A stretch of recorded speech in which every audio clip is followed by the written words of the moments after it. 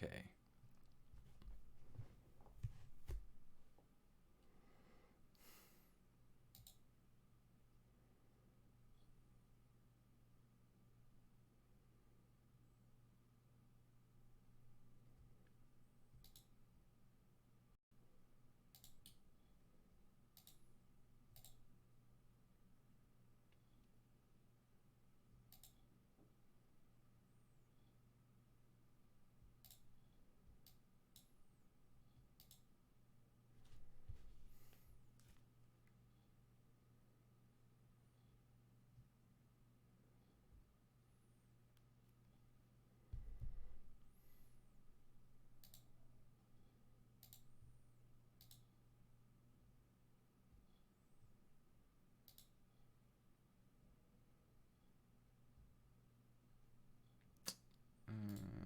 That's not what I want.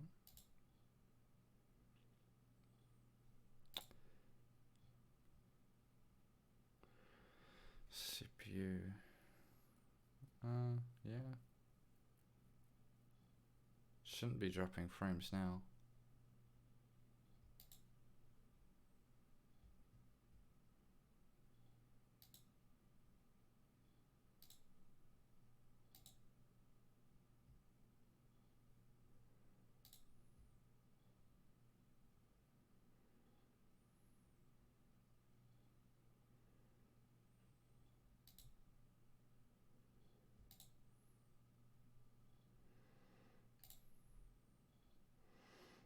Okay, it's looking fine for me on my end, but on YouTube's end it looks a little bit strange.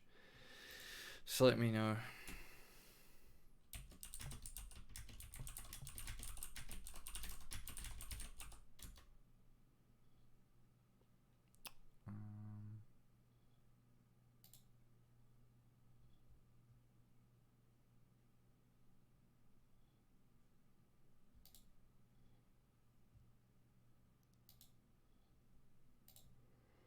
Because it's all green on my end, but YouTube is being like, oh, it's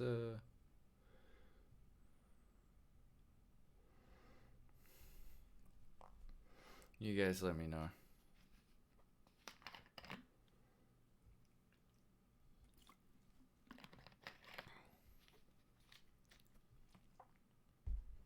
Okay, so you're not having problems? I wonder why it was weird just before then. Not entirely sure.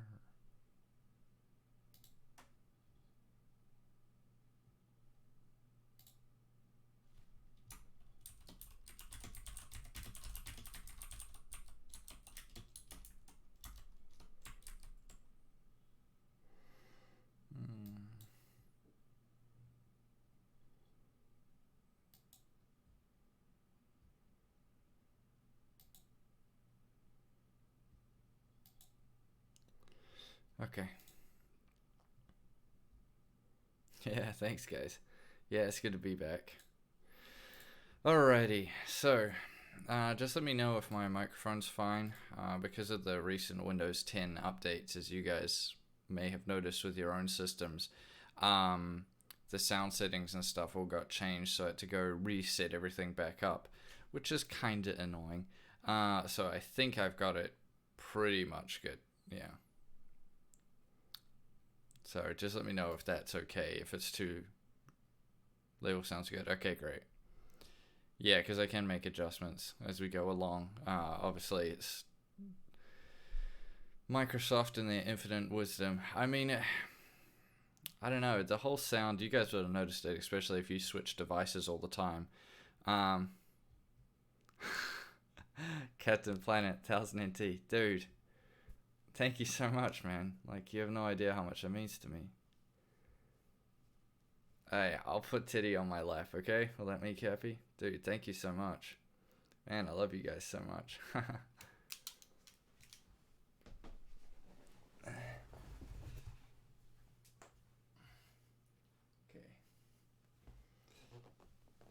We get Titty right here for you. He's on a throne, not in the corner. He can be right here. You guys are gonna like it with the new Whoops. Put this around here, Teddy. You guys, let's check. You guys can see him all right. There we go. You guys are gonna like the new series I'm starting with Teddy. I just need to get a few more things sorted, but I think you guys are really, really gonna like it. But yeah, Captain Planet, you're the man. I used to watch that show when I was a boy. Yeah, here's Teddy. There you guys go. All right, so this stream today, I just wanted to, because obviously the content's been a little bit slow on the channel. That's partly because I went to Vietnam, also because I've had to sort out a lot of things here. But that will be changing. So there's a Hardware Legends video that will be coming out soon. I think you guys are really going to like this one. It's answering a question I think that many people have. It's about graphics cards. And then I'm going to be starting a new series with Teddy. I could start it sooner, but I sort of want to, because the style is different to my content I've done before, I wanted to kind of get it right from the get-go, so I need to still buy a few more things. And then I feel like it'll be good enough to start. But I think you guys are really, really going to enjoy it, the new series, once it starts. So yeah, that's awesome.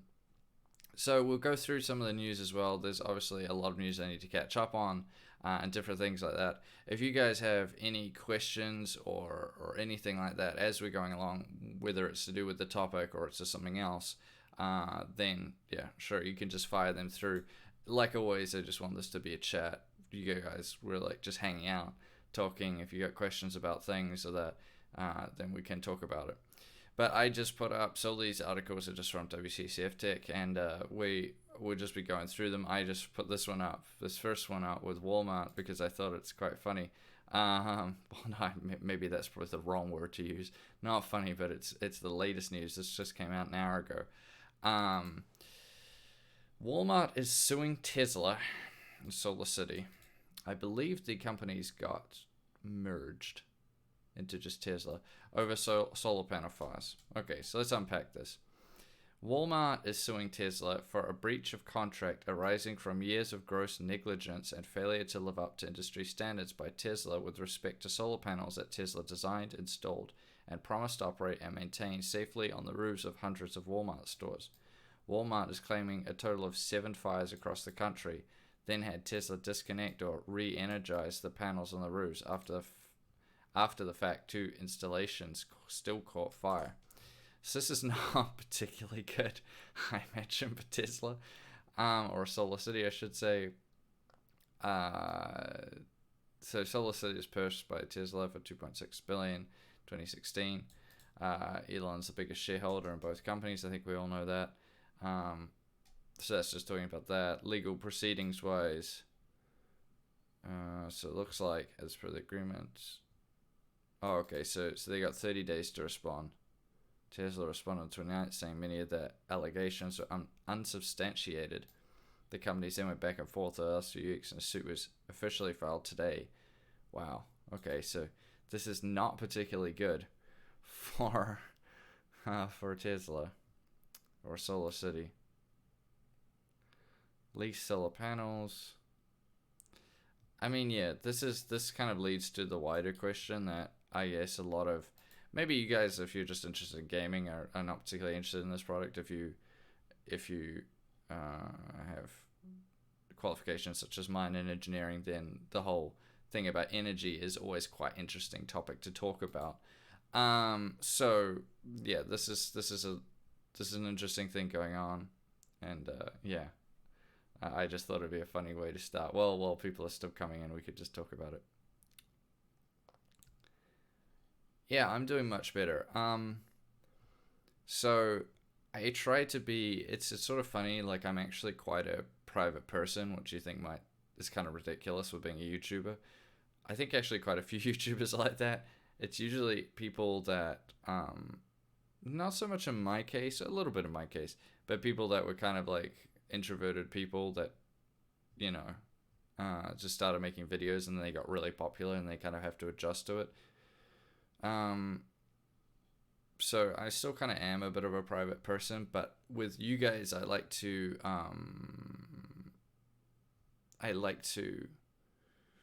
interact as much as I can, try to tell you as much as I can about what's been going on, and keep you in the loop as much as possible. Because I know with the creators I watch, if they're going through a tough time, there's always like the curiosity of like what's really going on and everything else. But at the same time, you kind of want to like respect the privacy a little bit. So I've been trying to kind of balance that line, so to speak, with giving you guys enough information, but also kind of just, you know, keeping things under wraps, so to speak. Yeah, I mean, maybe the solar panels are working good.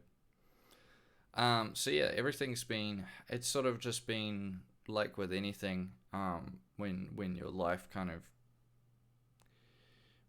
gets sort of like broken or destroyed, obliterated, then you have to rebuild it. But it's not so much just about the fact of rebuilding it, it's about rebuilding it the right way.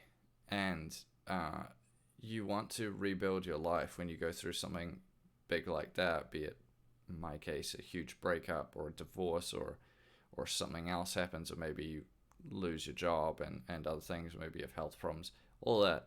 Whenever there's a chance to rebuild your life, you always want to turn the big problem you've had into an opportunity and try to make the best out of it. You know, try to make a better situation for yourself and, you know, for everyone else involved. If there's other people involved, that is. So yeah, that's what I've really kind of been aiming to do, is make the best out of the situation. Trying to reorganize my life and reorganize everything so that it can be better going forward. And that's really been what I've been aiming for. That's kind of like why I did the Vietnam trip, why I've done other things. You have to do that. The channel has suffered a little bit, as you guys may have noticed. The content has been slower. That is for multiple reasons. I am super aware of it. The channel, Tech Showdown, is my baby. So it's like not giving it enough attention kind of hurts me inside. But it's just a simple fact of I have to sort out other things in my life first, because for so many years I put Tech Showdown first, and then other things in my life sort of suffered. So I'm having to sort them out. But once they're sorted, which maybe by this weekend they'll be all sorted, then I can really start doing everything I want with the channel more and more and more. So that'll be really where I'm aiming at with it. So yeah, let's do this next one. Yeah, man, everything's been going well. Gotta have a good mindset. So as you may be aware, if you stay up to date, the Radeon RX 5700 XT, the non-reference models have been coming out. You've been seeing different ones. This looks like one from MSI, so this is looking like a Gaming X.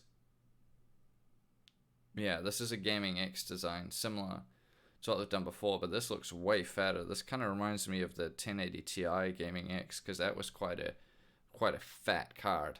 The Gaming X is a little bit deceptive, I would say, as far as a cooler goes, because the fans on them, what are they called, the fans? Torx fans on the MSI ones. The Torx fans on these ones and on like the 1080 Ti were not particularly big by comparison to some of the other ones. But oftentimes the Gaming X would have very thick heat sinks. You know, it was a bit of a thick boy. So yeah, this is looking quite good. There's been obviously all the talk about the temperatures of the 5700, what's safe, what's okay. I think, yeah, that whole conversation is very reminiscent of when the 290X and 290 came out. If you guys remember back, and if you didn't, you can watch my Hardware Legends video on it. Just check my channel, you'll see it. I made a whole section for Hardware Legends. Watch the one about the R9 290, and you'll see a lot of similarities in terms of temperature-related issues back then that AMD have just always struggled with.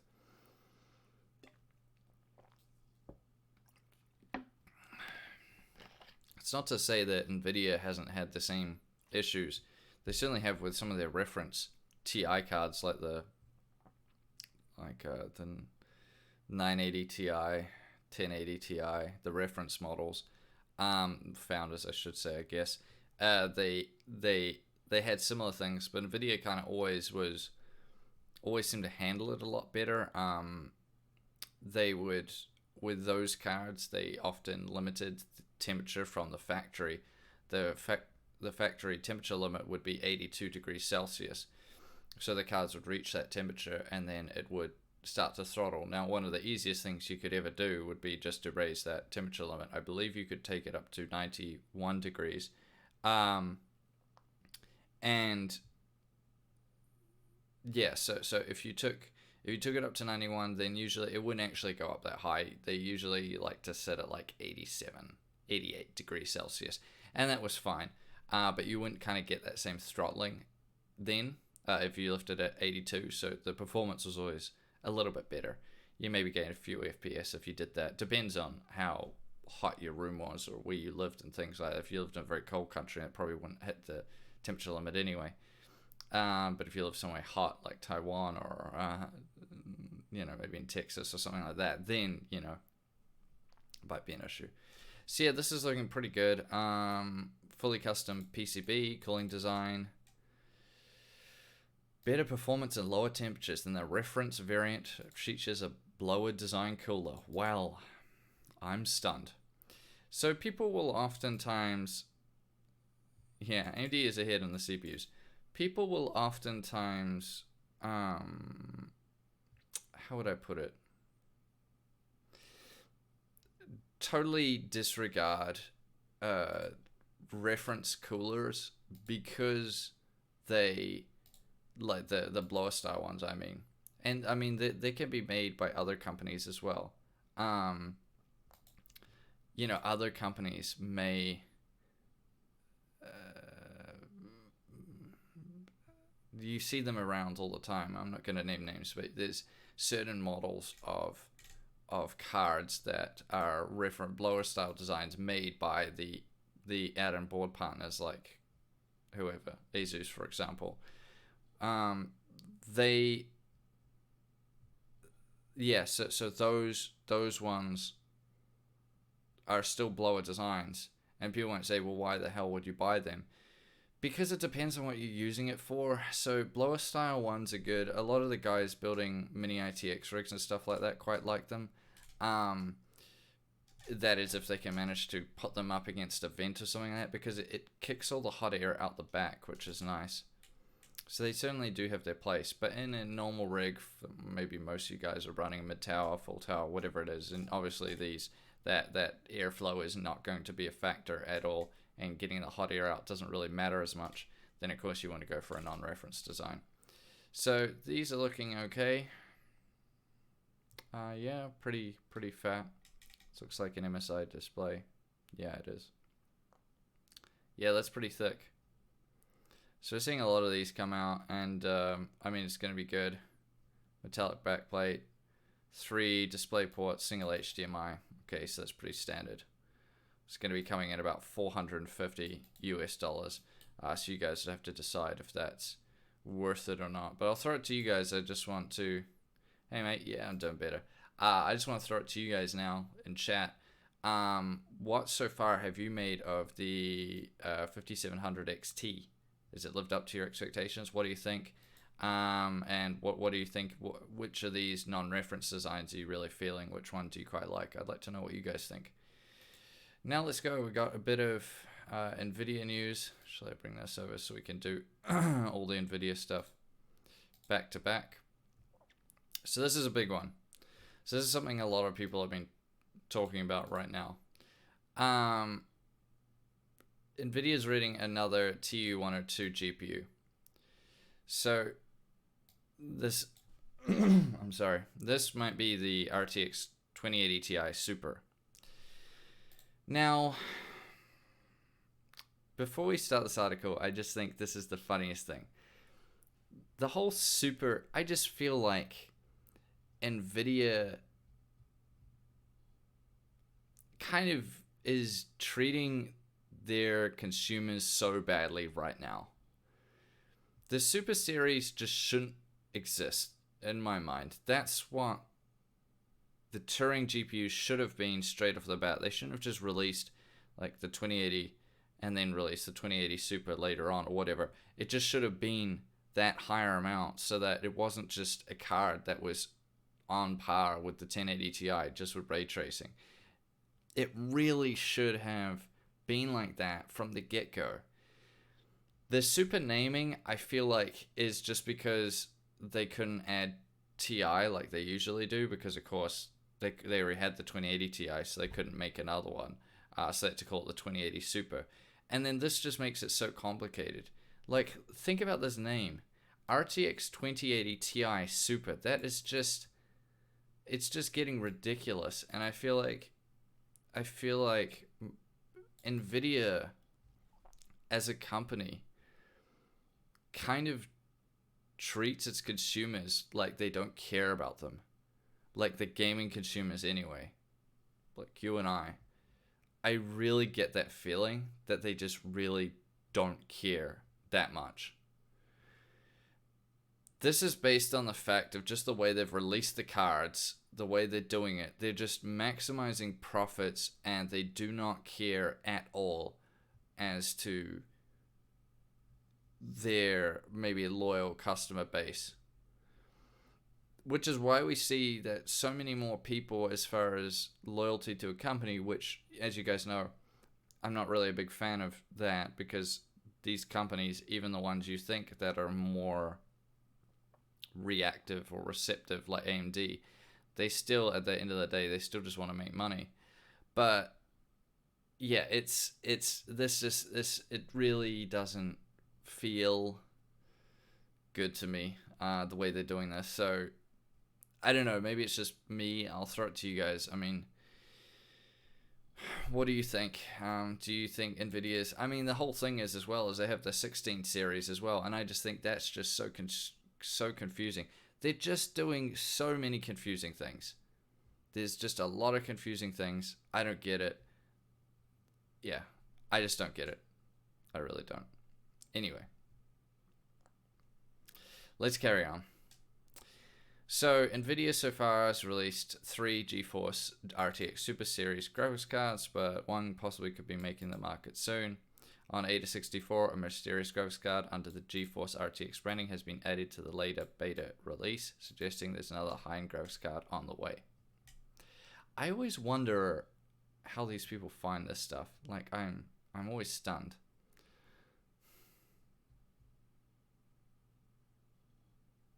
Yeah, Scotty. That was the same. Scotty said, I was already upset at the fact that they put a high premium to the 20 series cards, then to release a super variant, which shows that they had more that they were holding back. It's very upsetting to me. Yeah, totally agree. Yeah, they're definitely doing an Intel, but and to be fair, they can get away with it, but I'm not a huge fan of it. Yeah, it's a weird way that Nvidia's done it. I'm completely not a fan of it. This is just saying what showed up. T102 RTX T1080. So right now Nvidia has a couple of T102 GPU based graphics cards, starting with their flagship GeForce offering, which wow, that's a weird way of writing the article. Okay. So the 2080 Ti is a slightly cut down die compared to the Titan RTX. Okay, we know all this stuff, you guys. We know all this. Yeah, I do feel like I was done wrong as well. I didn't really like the way they did it. So this is, you guys are aware of this. While Nvidia has released super variants for all their RTX line, the 2060, 2070, 2080, the 2080 Ti is still being kept as the flagship, and no super replacement was seen during the RTX Super launch. This might change with the appearance of this new graphics card as a third T102 GPU entrant, and the GeForce RTX family may indeed be the RTX 2080 Ti Super. So Nvidia doesn't really need to release a 2080 Ti Super. I mean, the 2080 Ti itself is still the most powerful GPU. It's also probably one of the worst value for money GPUs that you can buy right now, but it's still the most powerful. I mean, I guess there's always going to be those people out there that don't so much worry, aren't so much concerned about the financial side of things, the money side of it, and they just want the most powerful GPU. And Nvidia can essentially charge whatever they like, and there's some people out there that will still buy it. So maybe that's their thinking. They release something above the 2080 Ti. I don't know. There must be a reason for it. A few things in the specs we can expect from a 2080 Ti Super could be an unlocked TU102 with a full bus interface, 12 gigs of GDDR6, higher core counts, higher cores and clocks, obviously. Full use of the 16 gigabytes per second GDDR6 dies instead of 15.5. Yeah, I mean, it looks good, and we can have a look here at what it may look like. So, I mean, currently the 2080 Ti is $1,200 US.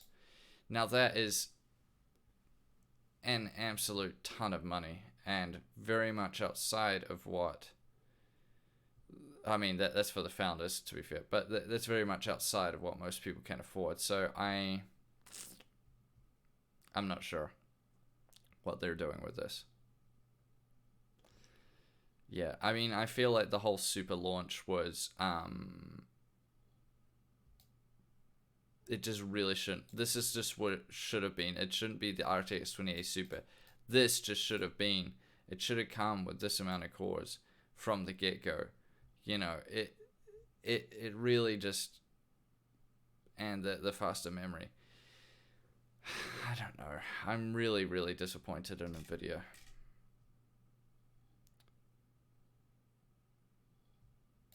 No, I'd rather, actually, I should just view results rather than put an opinion on. Yeah, it seems like most people would just not interested. But I mean, still, this 38% wants the best performance graphics card that money can buy. So I mean, that alone shows that there's a market for the something like the 2080 Ti Super, even if it has a gigantic price of, like, I have no idea, like $1,500 US.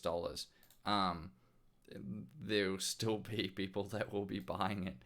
It's just gonna be one of those things, right? Yeah. So, at the end of the day, you may think it's ridiculous. You may not want to. You know, you may think, why would anyone pay that much money? That's such a waste of money.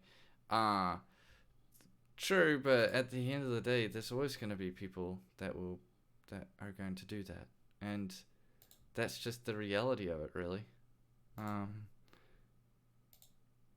mean, just because you, how would I put it? Just because something's bad value for money to you does not inherently mean that that it's just terrible value for money overall. Like, all right, let's just do that quickly.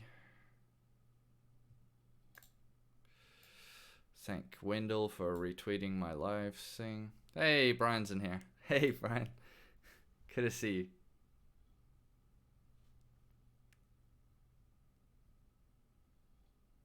Thanks, guys. PC gaming has grown to massive levels from when I got into it. It's huge now, dude. Having a $1,500 card available as a niche will sell in this environment. It's like supercars. Yeah, 100% agree, Brian. That's pretty much what I was saying.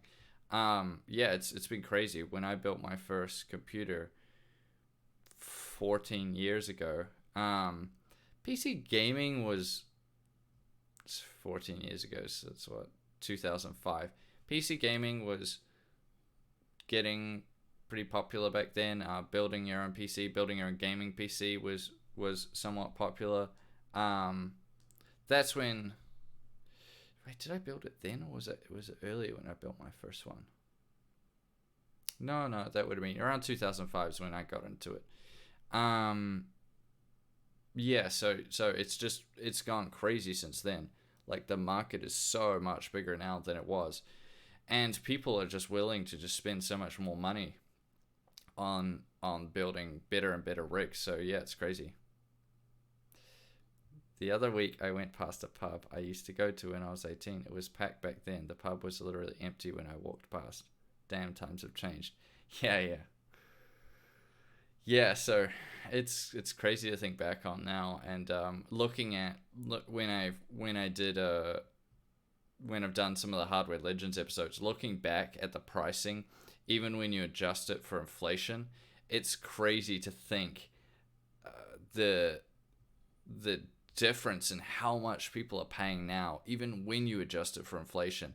It's crazy how much more money people are willing to spend on the PCs. Now that is kind of changing. I would say it was probably, the GPU market's probably at the worst it's ever been in terms of the new GPU market, not the used. Even maybe the used, I guess, Brian, you could chime in on that. But the CPU market, I would say, has gotten to quite a good point right now. I certainly wouldn't, especially by comparison to where it was just a few years ago. So that's definitely improved in terms of value for money. Like when it was just basically the Intel monopoly, it was not a good deal in terms of what you would pay to what you would get. And people were just paying for it. It's like when I remembering back to like the Haswell days, like there was no thinking of like, well, it was a different time. You just would buy it. Because there really wasn't much choice. And so I think that's a big difference now.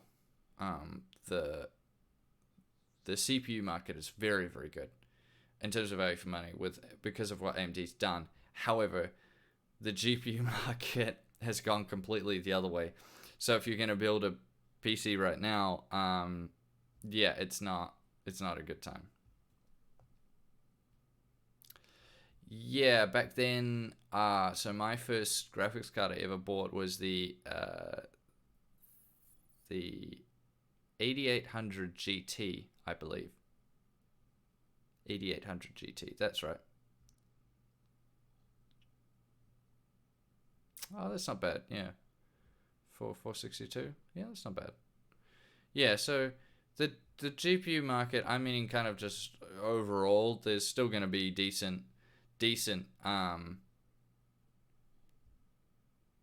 cards like out there, somewhat decent value for money, but I would say compared to a few years. I mean, the other thing is, if you guys want to see a discrepancy, I mean, look at the Nvidia lineup for graphics cards with the 900 series. I mean, they didn't really have that many cards. And then you look at now the situation with the 20 series and the 16 series. If you count the Supras as well as sort of separate from their other one, it's just crazy. There's just way too much. It's just a huge amount of graphics cards. They're just oversaturating the market. And there's obviously a good reason for Nvidia wanting to do that, is to push AMD out, but I just feel like it's also very confusing to consumers. You guys that stay up with the tech, you guys kind of know, but yeah.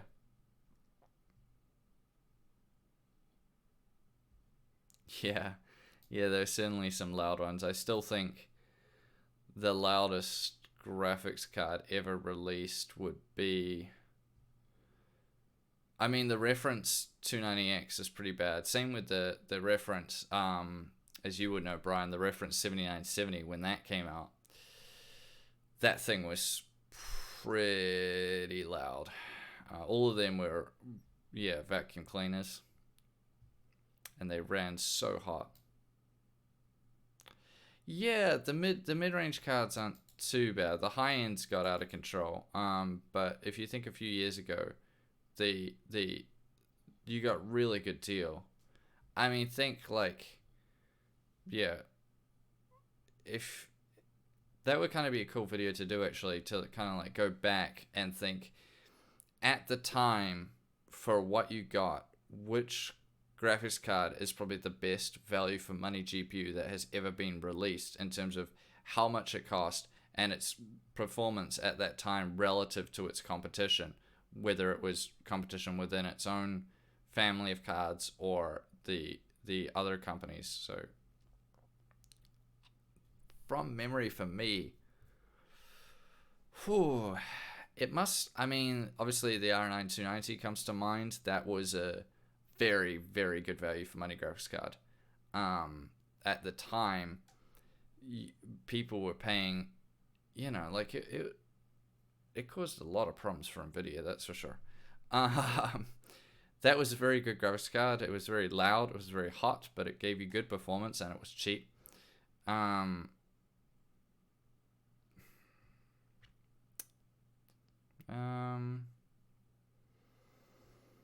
79, I mean the 7970 gigahertz edition was a pretty decent card as well.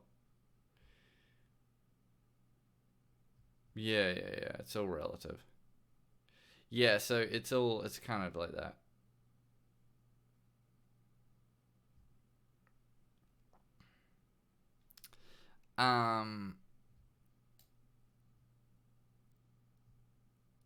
Nvidia CEO says it's crazy to buy GPU without ray tracing in 2019, implying GeForce RTX a better purchase than AMD Radeon RX.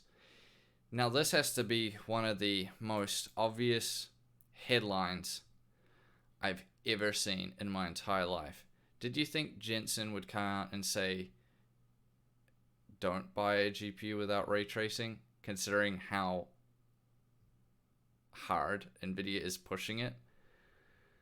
Obviously, he's going to say this. You know, Nvidia is so all in on this that this is, yeah. So this is just Jensen wanting to get attention. But this is interesting, this poll down here. How many people actually have a GPU with ray tracing? Wow, 18% have one and another 18% plan to buy one. Okay, but 64% don't have a GPU with ray tracing. I feel like the whole rolling out of it was pretty... Alright, see you, Raymond. I feel like the whole way they rolled out the whole ray tracing thing was not ideal in the sense that they had no games really ready. It's sort of like it came before the... Nvidia should have maybe delayed the launch. I mean, they can't really though, because I mean the Pascal series had already been going longer than everything else. They did kind of rush it a little bit, but I mean Pascal had been going for so long. Like the lifespan of Pascal was so long. To be fair, Pascal was very good. But yeah, it's hard to say. That's actually a difficult situation. What Nvidia was kind of in it, not a great situation. Maybe better organization in regards to ray tracing implementation could have been done to avoid it. But this is kind of obviously what Jensen is going to say. As to whether ray tracing is the future or not, I mean, Nvidia is going very much all in on it, so I guess we will find out. To me, DLSS is them admitting that their cars still can't handle 4K resolutions. They need to fake it like the consoles. DLSS, there's a lot of mixed opinions on it. To be fair, DLSS can be quite useful. I'm actually quite a big fan of it, but I kind of get ostracized for that opinion because other people are not fans of it. So, yeah.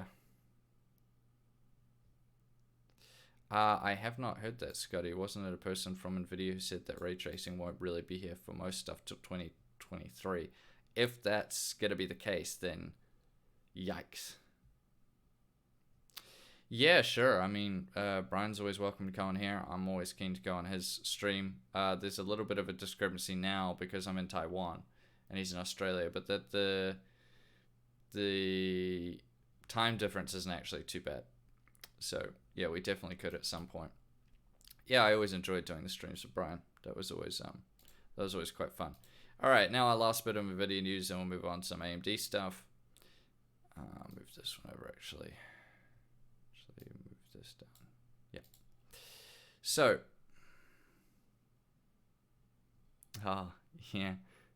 Yeah, imagine. Nvidia to add ultra low latency mode, new sharpen filter freestyle, integer scaling, Gamescom ready driver out now. So this is what they're saying. So up to 23% faster performance. So that's in Forza, Battlefield 5, Apex Legends. That's quite good. FPS improvement. So that's actually quite massive. Brian. Hey Kev, were you holding a girl's hand in the Twitter photos? Spill the beans. This is why I wanted to talk to you on Skype, Brian. Yeah. Yeah, I went on a few dates in Vietnam. The girl I dated, this girl I dated when I was in Saigon. I really like her. Yeah, we had a good time. That's the pictures I took with it and on the bikes and stuff and crossing the road. Just say it was a good ray tracing photo. yeah. So I had a good time. It was fun. It was nice for me. Yeah, it was a little. It wasn't what I planned on when I went to Vietnam. My plan was just to obviously ride my motorbike around the country and from one end of the country to another, do all the tourist stuff, meet new people, which I definitely did, and have all those kind of fun times. But I mean, yeah, things happen, and so I met her, and it was really nice. So I had someone to show me around the city. Yeah, it was just good. I had a really nice time. Yeah. I mean, that's life, isn't it? I suppose is like, you may find what you were. How would I say it? Sometimes you find what you were looking for when you find what you need, or I guess what's good for you when you're not even looking for it. You know, like things just happen. So that's maybe the situation there, Brian. Yeah, RTX on, exactly. So yeah, it was yeah, if you guys followed me on Twitter, you would have seen anyways.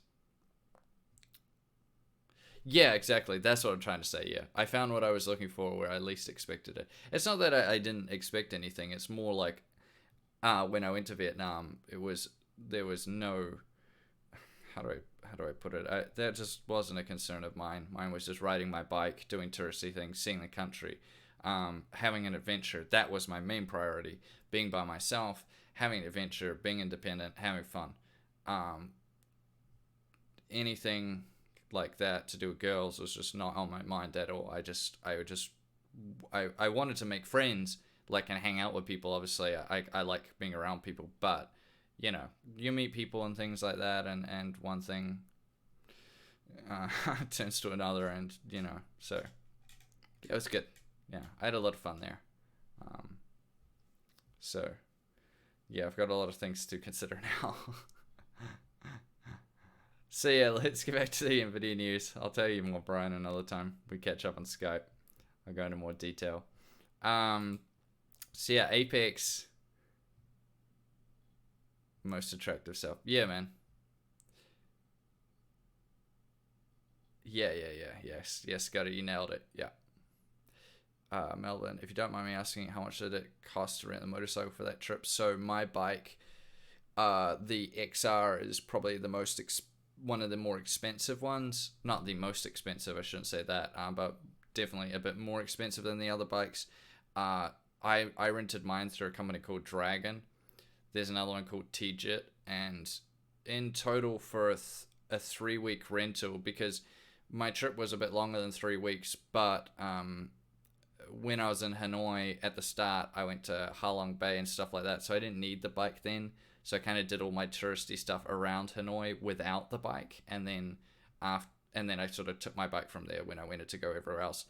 So it was $350 I believe, or $360. Yeah. And what's good with Dragon is that you could that was including insurance as well. You also have to pay for your oil changes, which are not much. You have to do them every 1,000 kilometers, so I just did 3, and they're about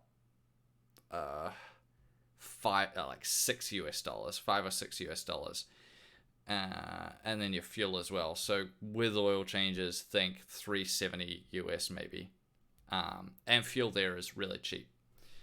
Well, relative to New Zealand and Australia, it's really cheap. Maybe compared to like the southern US or something, and I don't know where you come from, it might be more expensive. But to me, it was very cheap. It didn't cost much money, and there's gas stations everywhere. So yeah, you can certainly get bikes cheaper than that, I would say. Well, I mean, I talked about this in my recent video, so just go watch that where I show the bike and everything else and sort of talk about it, my route and everything. So if you're interested in how I did my Vietnam trip, then go watch that video. Because I talk more about all that stuff. So yeah, check that out, Melvin, if you haven't already, because I go into more detail. So yeah, it was my first trip to Vietnam. Yeah, my first trip. Let me just grab this. I hope my air conditioner is not too loud, but it's quite hot. I mean, we're in summer here in Taiwan, so it's a little bit. Yeah, Melvin, just go on my channel. You'll see it. It's the last video I put up. Scotty, yeah, I watched the video. I was wondering if any of the roads were a bit uneasy to drive on. Depends where you go, certainly. If you just want to ride on normal paved roads, you can do that the whole country, north to south, without any issues. You just follow the main road. That's what all the trucks use, all the buses use, everything. It's not going to be the most picturesque way. It's not the most scenic way you could do it, but that way you won't be going on any dirt roads. So if you wanted to get a bike that's maybe not like a motocross style one, or like the XR, you maybe just want something like the Yamaha Exciter or something like that, then you just stick to those paved roads and you'll be fine. Yeah. Bike across the outback. I mean, sure. It's not really a huge amount to see. I think you'd have more fun in Vietnam. There's a lot to see there. It's a very, how would I put it? Very dynamic. It's like there's a lot of variation in the country, that's for sure. A lot of things. Apex Legends. So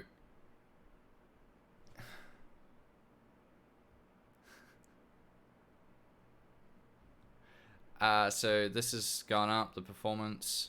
Something good. These are some good gains from Nvidia. So it's running a 7900. This is good. This is good from Nvidia. These are good improvements here. So Nvidia doing a good job optimizing their drivers. That's nice. Yeah, that is really good. They have the... Okay, cool. They got their sharpen filter, ultra low latency mode, which reduces latency up to 33%. That's good as well. So let's see how much that... Okay. I mean, this isn't going to really matter for... I mean, maybe if you're a really hardcore player, then maybe it is. Oh, the AC is a bit high. Okay. I'll turn it off in a minute. It's just a bit hot. Like, when the room gets above, like, 30 something degrees, I start getting a bit hot. So I just wanted to run my AC quickly to do it down, and then I'll put it down. Hey, we got Steve in the chat. Check the claims this morning. Apex and Forza are accurate. Big gains there. The other three games, 1 or 3 FPS gains. Okay, so Steve checked it out. APX gains huge. Getting an ass kicked in Apex by AMD before. Okay, that's good. Yeah, so Steve, right. Okay, cool. 2070 beats the 5700 XT in Forza now. Awesome. Oh, okay, you guys can't hear the AC? Okay, good. Yeah, I got some fans. Yeah, I mean, Captain Planet earlier gave me 1,000 NT donation, which is, I think, the largest one I've ever had. I was so happy. I've never had a donation like that before, and the whole time I've done YouTube. I appreciate it so much.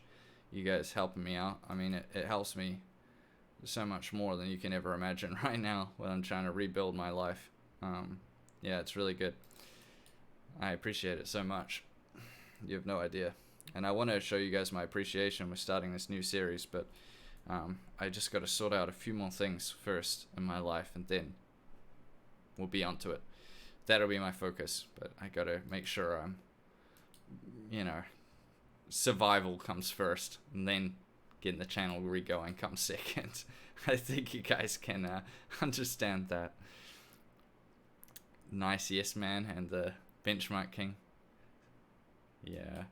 Sounds like AMD anti-lag. Yeah. So GeForce Experiencing adds new freestyle sharpening filter. Yeah, this stuff is, I mean, we've spoken about this before, and other people have made a lot of videos about these sharpening filters. I mean, this is what AMD have been doing as well. Channel first unsubbed. Damn it. Oh well. What can I do? Um, these. This is so deceptive what Nvidia's done with this screenshot. This is like, yeah, it's just anti-aliasing. I don't even want to start down this alley because we're gonna be talking for like an hour, and this is really not. This is very deceptive, I would say, from Nvidia, but I'm not even sure that. I mean, this is cool with the pixel art games. I can understand that. That's quite cool, but I don't believe it would be this much of a discrepancy. Most pixel games I've played, even on a 4K display, already look like the right image. I'd be pretty concerned. I think I'd need to get my eyes checked again if I started seeing the left image. So, yeah. Hey guys. Yeah, so this is this is good. I mean, this first part, all this other the sharpening stuff. It's this is Nvidia being Nvidia and this ultra low latency response time. I honestly think that unless you're at like the top 0.1% of gamers playing that game, you're probably not going to notice any difference. If you're just a casual gamer like you and I, then I doubt it. But these gains are, especially in Apex Legends, which is a popular title, is very impressive. I certainly can't take that away from Nvidia. I mean, look at the gains there, especially on the 2080. Boy, that's a huge improvement. So that's really good. Yeah, it is. Yeah, Steve's right. What, lies from Nvidia? Yeah, I know. Yeah. Speaking of that, guys, you guys, Stephen, Brian, and the rest of you guys would like this. So when I was at Guangha yesterday, or it's in English, it would be like Electric Town, or that. It's like the main area in Taipei where you can go. Well, Brian's very familiar with it, so is Steve actually. I went there with Steve when they were here last time. There's a lot of gaming stores, there's a lot of computer parts stores and that. And I actually saw they were selling I can't remember the exact title. If only Tim was here, he would know. Maybe you guys know. The MSI 1440p high refresh rate gaming monitor, the Magix, the LED one, the Magix 27-inch. I should have taken a picture of it, actually, thinking about it. I can't remember. Anyway, they had that for, it would have been in Australian dollars, maybe 400 Australian dollars. And I was stunned. That is so cheap for a 1440p high refresh rate monitor. It was having some like clear out special. I was like, wow, that is a good deal. So, I mean, there's some pretty awesome monitor deals around right now. And I still, no matter what everyone says, my best gaming experience myself has always been 1440p high refresh rate. I love that. I love 1440p high refresh rate. I run a 4K monitor because it's just better for screen real estate for me. But if I wasn't a YouTuber, I was just a gamer or someone just, using my PC for that stuff, 100% 1440p high refresh rate, that would be the go for me. PlayStation 5 dev kit design may have been leaked. The hardware looks bizarre. So this is interesting. So the PlayStation 5 will come out next year. We'll just touch on this briefly. And this is what it looks like. So, well, this is the dev kit anyway.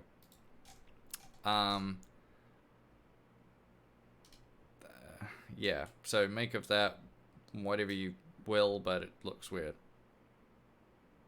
Yeah, 14, yeah, ultra wide. Okay, so that's the only thing. I'm not a huge fan of ultra wides. I know it's just me. I'm just weird, but they're great.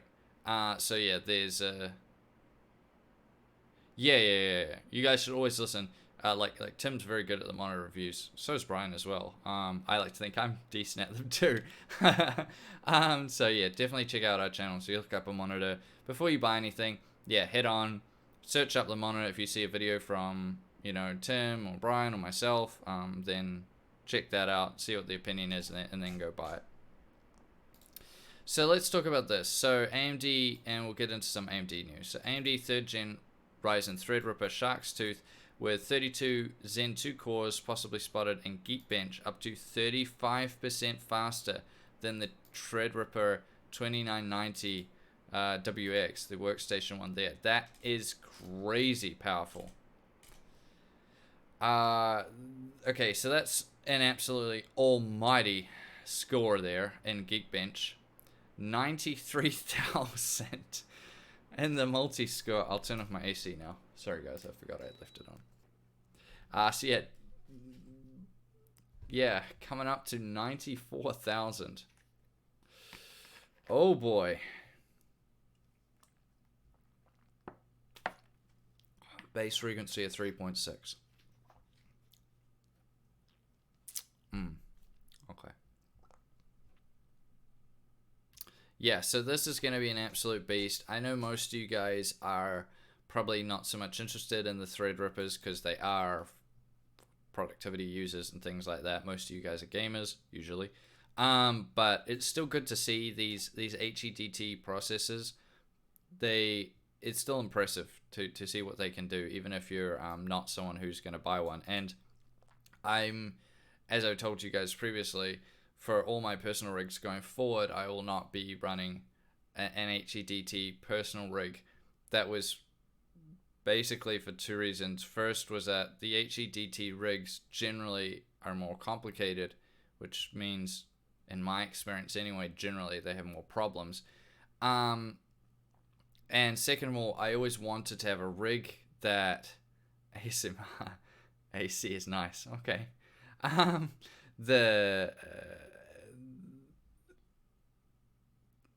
Having a rig that is more mainstream kind of lines up more with what you guys run. And I think one thing that some reviewers, not all of them, but some of them can oftentimes be out of touch with you guys in terms of they run such high-end rigs, personal rigs, that they kind of lose touch to what you guys mainly run. And that's what I always wanted to avoid. So I just wanted a personal rig. Now, it's not like my personal rig is modest. I mean, I still got a 2080 and a 9900K, so it's not like... But it is still a mainstream PC. Once more things get reorganized in my life, then I probably will do another build. We'll just have to see with how things play out. I've got kind of... The issue I'm facing right now is I have to make quite a few major decisions, and I have to do them in quite a short amount of time. So I just have to grapple with that, and over the next few months, when things sort of settle down, then I'll be able to make some changes. Steve says, just run all of them, Kev, problem solved. Yep, well, when you're the benchmark king, that's possible, but unfortunately for most of us out there, that's not possible. But yeah, certainly that is one way to address the issue. Best setup I ever had was the 8700K and a 1080. That's a good combination. Man, I've been wishing for some serious sort of overkill, 4K footage. Yeah, I mean, if with a multi-core score like that, I mean, oh my goodness, if you're doing 4K rendering, I mean, this is like a dream. So for the guys that need that productivity, like myself, Steve, and Brian, then this does look very attractive. At the same time, there's still some very good CPUs on the mainstream platform, and they can still do quite good rendering. But I mean, yeah, this would just be insane. Matrix 4 announce date. Are we going to talk about that? Yeah, I saw that on Twitter. I also saw that Sony and Marvel couldn't reach an agreement about Spider-Man, so there's no more Spider-Man in the MCU, which is kind of tragic because he was my favorite. Yeah, so there was another one. Oh wow, so there's even a higher score. Okay, so that's nearly 95,000. Wow, that's stunning. Yeah, that's massive. So yeah, this is looking pretty crazy. This is going to be, I mean, we already know is into it's pretty good, to put it lightly. So, yeah, Lisa Sue says, it's very interesting. Some of the things that circulate on the internet. I don't think we ever said that Threadripper was not going to continue. It somehow took on a life of its own on the internet, Sue said, speaking to a small group of reporters following her keynote. You'll see more Threadripper from us. You'll definitely see more. If the mainstream is moving up, then Threadripper will have to move up. And that's what we're working on. I mean, that makes sense. If you're going to go up in the core count on the mainstream, then Threadripper will have to go up too. Spider-Man, Spider Beings. I got an 8700K for $230. Okay. Yeah, I mean, some YouTubers do videos on PCs that are way out of the range of the average user. I see that as like, you have to do both. You can do these really high-end builds, because it's like if you're a car reviewer, you might want to review, a latest supercar like a Lamborghini or Ferrari or something like that. And that's obviously not going to be what most people can ever afford. But people are still interested to see what those cars are like. And it's the same thing with a super, super, super high-end rig, HEDT rig or something like that. People will be interested to just see how powerful they are, what kind of numbers they can put up, just how powerful these things are. But if that's all you're doing, then it might not be ideal. And also, if that's all that you're running for yourself, then it may kind of change your perception of, I guess, what's normal. And so it can make you a little bit out of touch. So it's good to sort of guard against that, I would say. This is something I talked, that I believe Tech Deals has sort of spoken about as well. And guarding against being complacent or things like that. So I wonder what this result's going to be. Yep, 92% for Threadripper. So color me surprise. Is this a giveaway? Is this stream a giveaway? No, but I will have some more soon. I just have to figure some things out. Now this is a good one. AMD Ryzen, and you guys will like this. AMD Ryzen 3000 CPU's binning statistics show that top 6% of Ryzen 9 3900X can hit 4.2 gigahertz. Top 20% Ryzen 7 3800X can hit 4.3. Okay, so the Minecraft RTX. I saw that. I saw Brett was talking about that.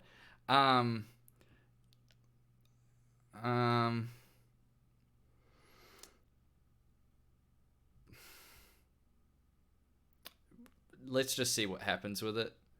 I don't want to put an opinion out there yet, but let's just see what happens with it. So binning statistics show that the top 6% of Ryzen 9 3900X can hit 4.2. Top 20% of the 3800X can hit 4.3. So this is Ryzen 3000 series pre-binned processors went on sale last month at Silicon Lottery. If you do not know, that website is a site which basically sells you binned CPUs. I'm usually the Intel CPUs would be more popular, but I suppose they're doing it with these. And have now shared their binning statistics for a range of the third gen SKUs. In addition, Case King has also added more pre-binned Ryzen CPUs to their stock for consumers to purchase. So these usually pay a little bit more money than you would otherwise, but you have, I guess, a guarantee that you'll win the Silicon Lottery. I guess that's the whole point. If you do not understand what we mean by the Silicon Lottery, with CPUs, the overclocking potential may be different from CPU to CPU, even if they're the same one. Even if you have two, maybe you have 5 3800Xs or 5 9900Ks or whatever, they may all overclock a little bit differently. That's the Silicon Lottery. That's what these websites try to kind of get you around, and that you don't need to take that risk, so to speak. Now, generally speaking, the AMD CPUs are there's less discrepancy between them than the Intel ones. But even then, things like the 8700K, as Steve showed in his video, there's not a huge amount of discrepancy between them. There is a discrepancy, but it's not absolutely massive. As Brian said, my 3700X and 3900X got to 4.3 and 4.325 gigahertz. Yeah, it's definitely going to depend on the people's overclocking skills as well. I mean, obviously Brian is an expert, but other people that maybe are a bit newer to it may struggle. So I would say that buying from these websites is maybe only worth it if you're someone that's going to take advantage of that. Wonder what the bottom 6% is hitting. That's a good question. Over at Silicon Lottery, their entire portfolio of pre-binned Ryzen 3000 series processors have been sold out. However, the retailer shared some interesting pre-binning statistics which show that AMD has squeezed every last drop of frequency themselves, leaving users with little overclocking headroom to exploit. All pre-binned processors were qualified based on the AVX2 frequency, which is the max stable frequency for AVX2 workloads. So this is basically just reiterating what I said. There's not a huge amount of difference between them, and yeah, this was the case with this generation, it's the case with the previous generation, and it was pretty much the case with the first generation Ryzens as well. Top 6%. That's a lot of money though, $840 for that 3900X at 4.2. So for the vast majority of Ryzen 3000 buyers, they're not going to be overclocking the CPU, so this is not going to matter. And I think it's quite good what AMD have done in terms of the fact that although overclocking is really cool and it is a lot of fun, having CPUs that out of the box will achieve near maximum performance is exactly what you want realistically. For most people, they don't want to have to go in and overclock the CPU to get the most out of it they possibly can. Most people would just like to drop it in and off you go. And that's what really AMD's been aiming for.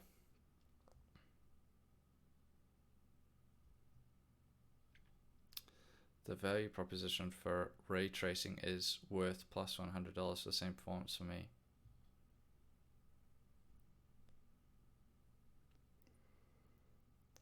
Yeah, personally, I would say unless you're someone that's doing serious overclocking, like really, really serious, I would just buy the normal retail ones. Even if you're an avid overclocker, most people would do well out of it. I mean, you get the odd person that gets 11, but for the most part, you'd be fine. I would say that was more of a case with the Intel CPUs back in the day.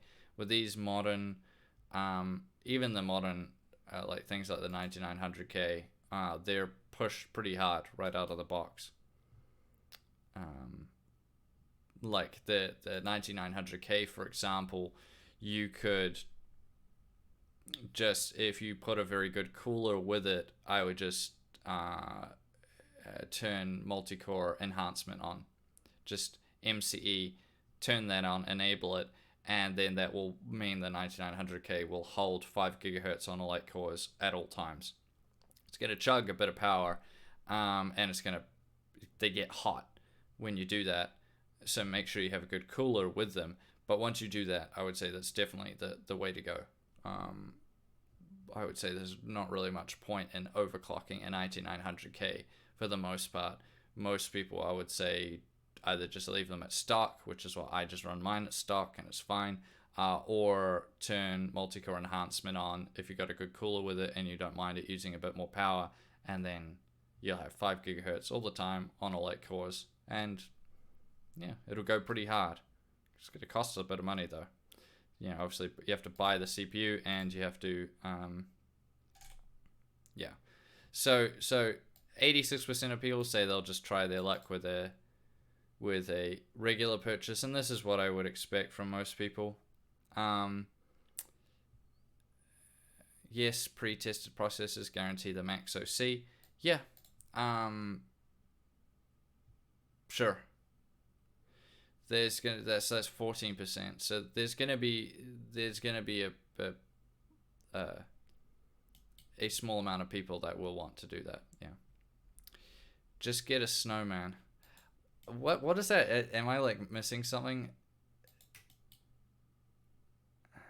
Is this from a video, Brian? I keep seeing you say that on like Twitter and stuff, and I was so confused.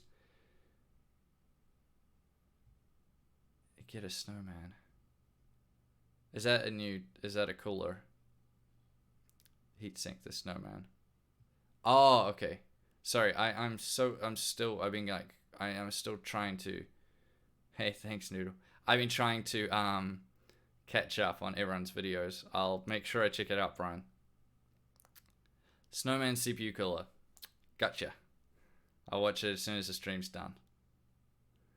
$17. That sounds pretty good. Maybe I'll have to get them to send one over to me. You brought them all up, so the video for cheap. Alright guys, if you haven't checked out Brian's video on the snowman, go and check that out. I'll check it out after the stream's done, because it seems pretty cool. So let's get to some Intel news. So this is the Tiger Lake U. So it's 4-core, 8-thread processor, Gen 12. This is looking okay. So if you don't know, it's shockingly good, surprisingly easy. The best product of 2019. Wow, okay. Jesus. I'm going to have to check it out. It's the new Evo 212. Wow. Alright. Alright. Sounds good. Might have to get them to send one over and check it out. Okay. Yeah, $17. I can probably just find one here. Alright. That's pretty...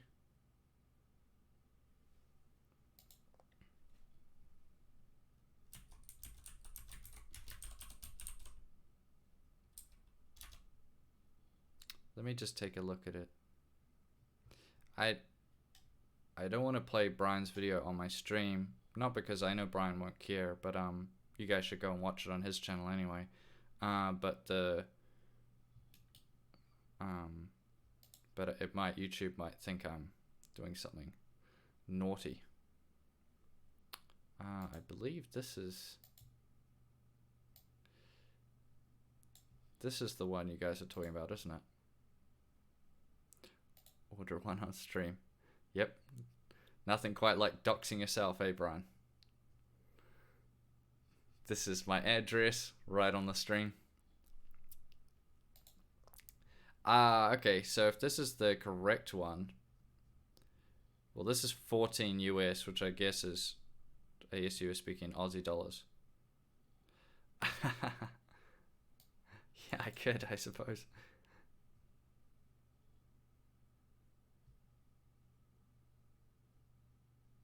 I mean, this looks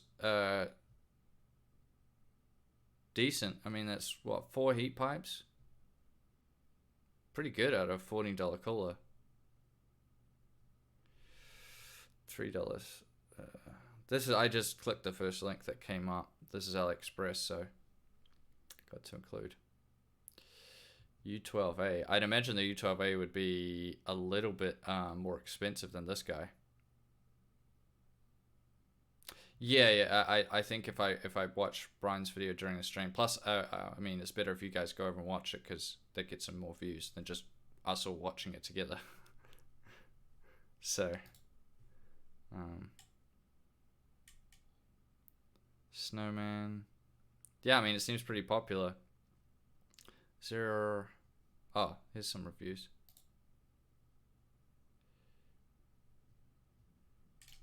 Got it in 17 days.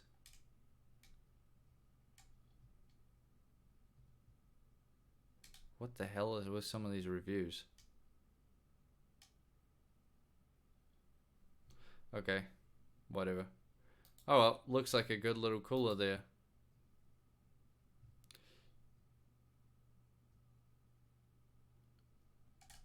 Rutan. No, I've never heard of Rutan. It's like eBay for Taiwan. It's actually only in Chinese. Yeah, I still struggle reading Chinese, so it might be a little bit hard for me. I can speak. Oh, not really that well. Flogs the prism. Oh, okay.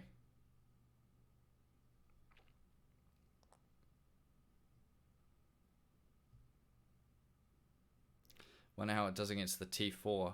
Yeah, that would be good. Yeah, it could be a good idea for a video, actually. I can put the snowman on the 9900K and see how it does. Kevin, Brian collab. Boy, we've done... Me and Brian did a lot of live streams together, so we've done a lot of collabs.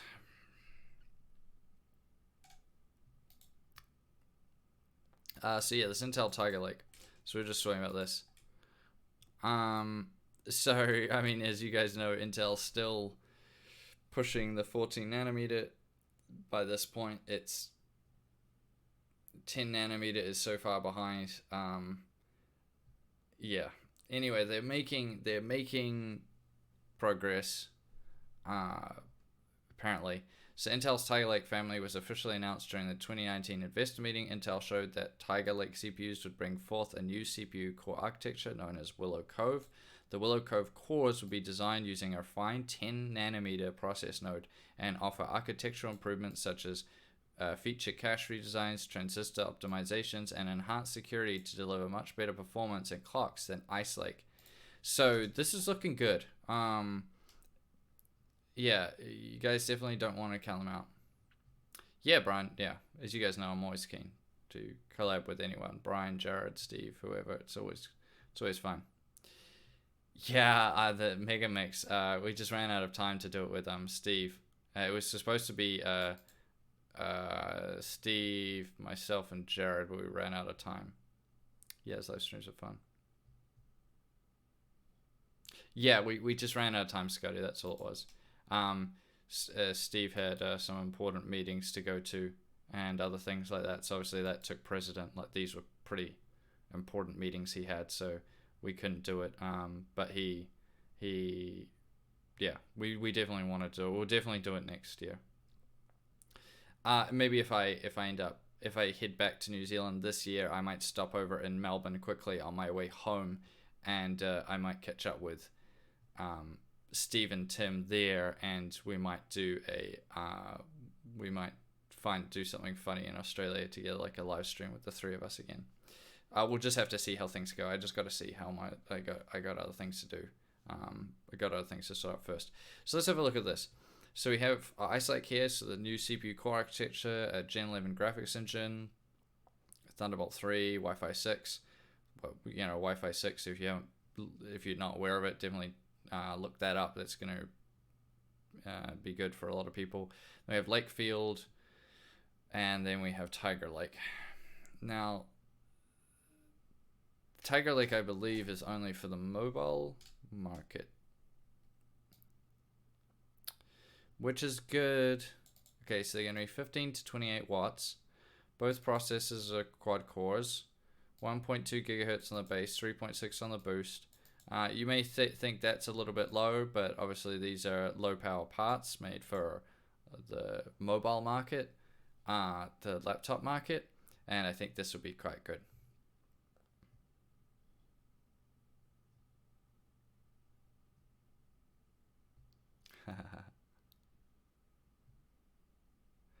Yeah, lucky thing I don't use Adobe. I just use Vegas, and Vegas doesn't break that often, so I'm quite lucky.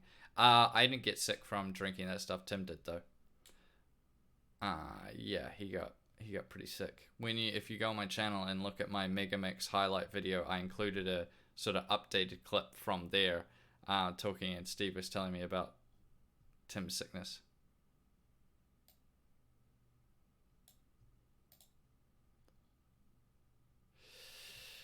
Yeah, so these are made for that. Obviously, you get the massive IPC gains that you would expect. Well, I'm assuming you would see massive IPC gains. That I guess from it going to 10 nanometer. The processor has a single core score of 146 point, two score 246. Okay, that's decent. If we compare these numbers with the 8700K, which is basically like a 3.7, a boost clock, a 4.5.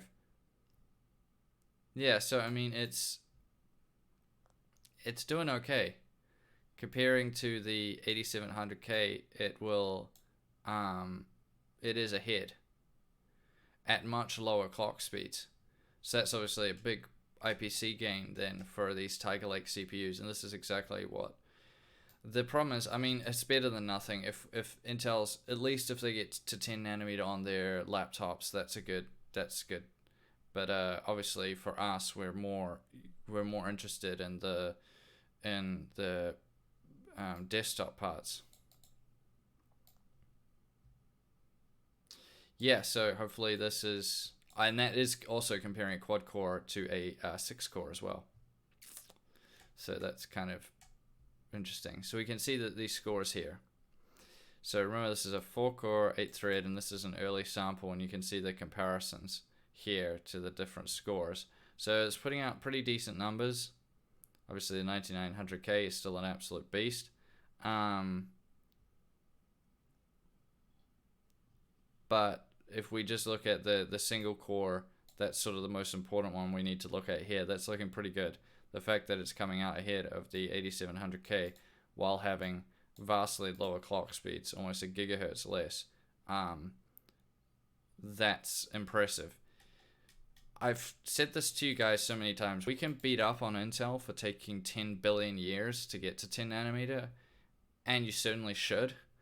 But at the same time, from everything we've seen about their 10 nanometer, even if it's taking a long time, I think when it actually arrives, it's gonna be pretty good. And that's exactly what you want. Even if you're an AMD fanboy, you want Intel to keep AMD on their toes.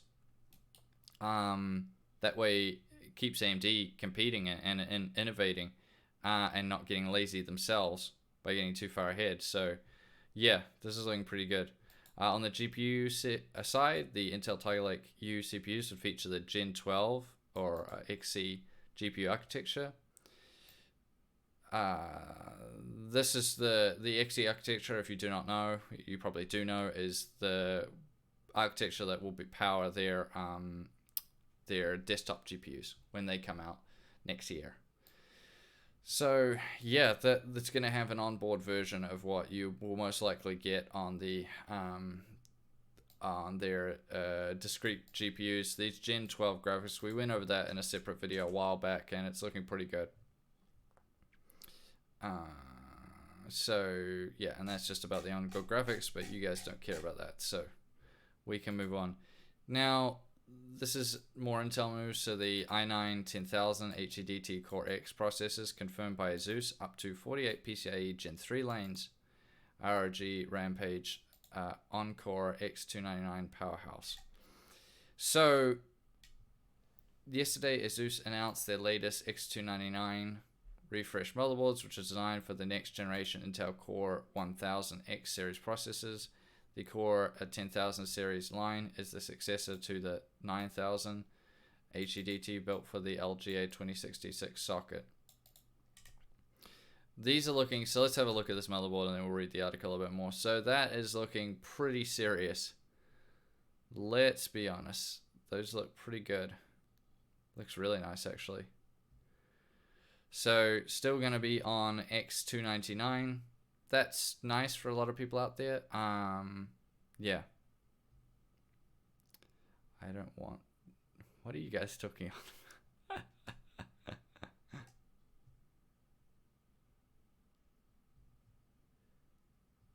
PC building service.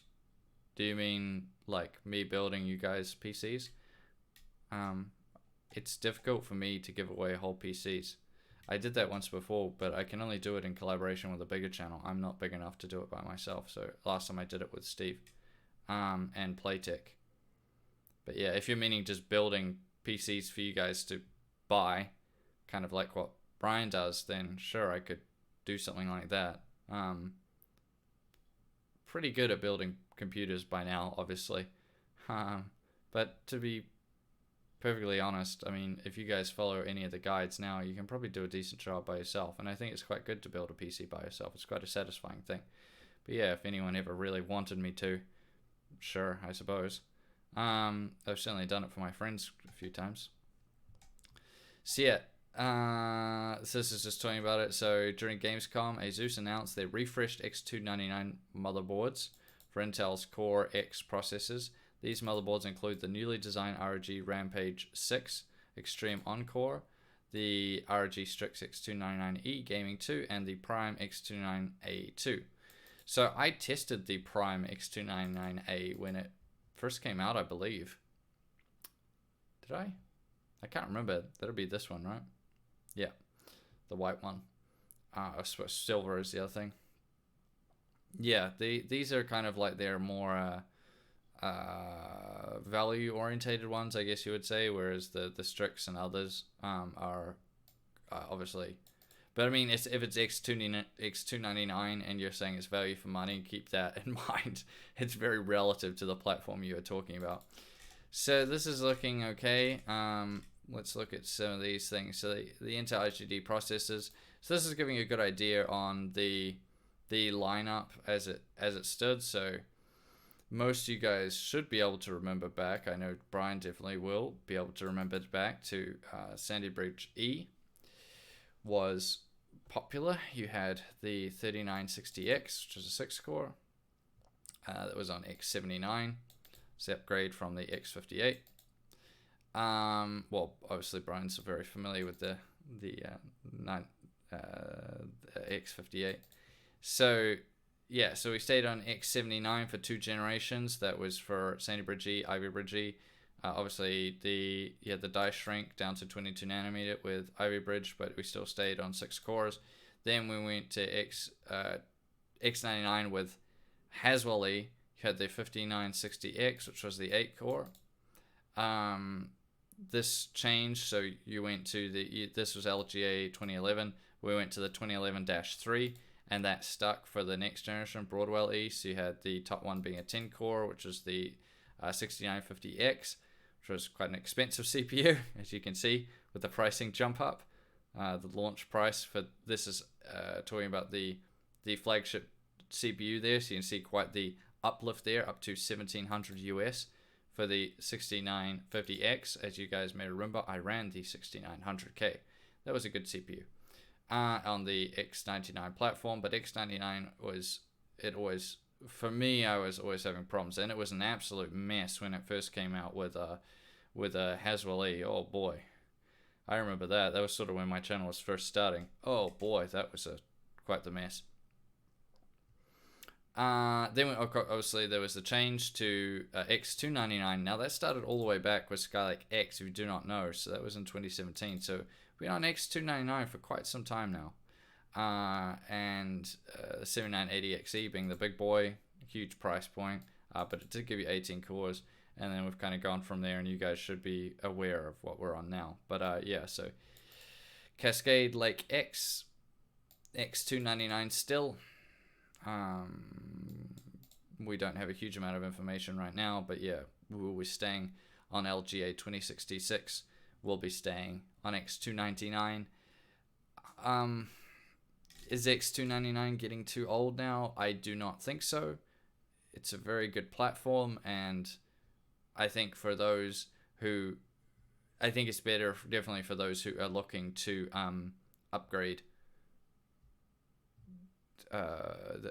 Just upgrade CPUs. They already have especially if you're one of these people that got on a Skylake X back in the day, you have one of those original X299s, I think.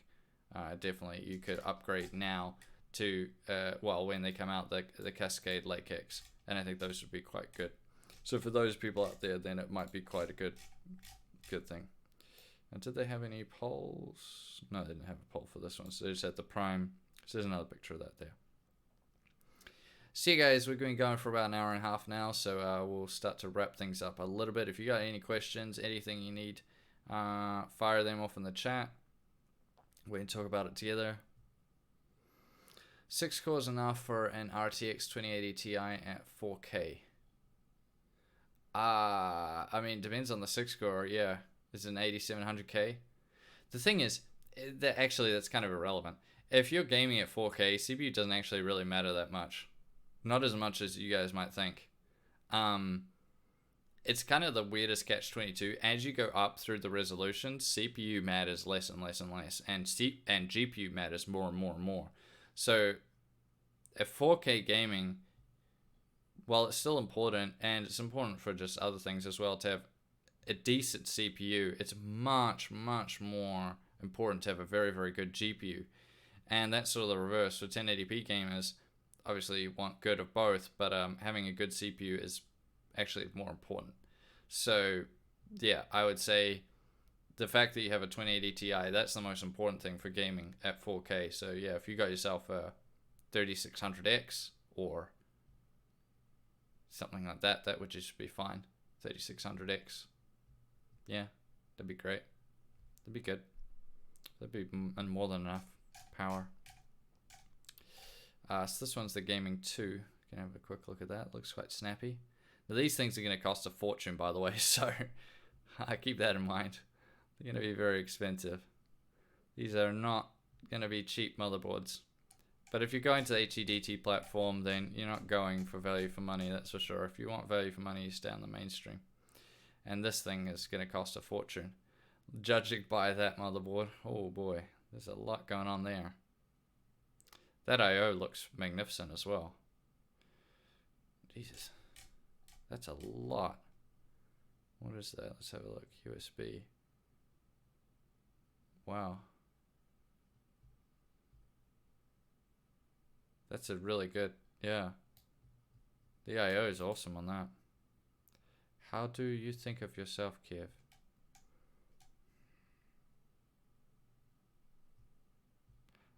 Oh, I was wondering. That's quite a profound thing. I think, as a person, well, that's a bizarre question, Brian, but I'll try answer it. You mean as a person, what if I was a CPU, what CPU would I be? My Spirit CPU.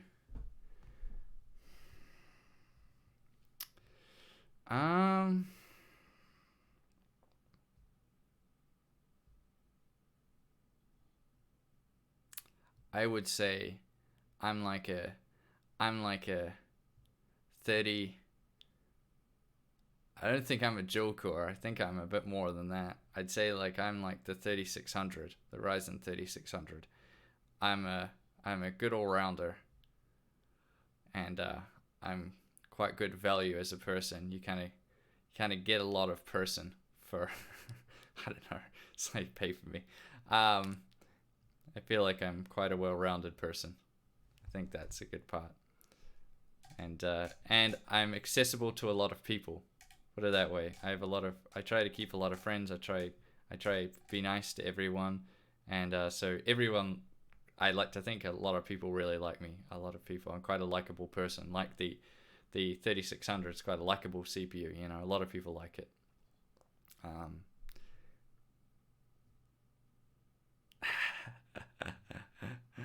What would you be, Brian? What CPU would you be?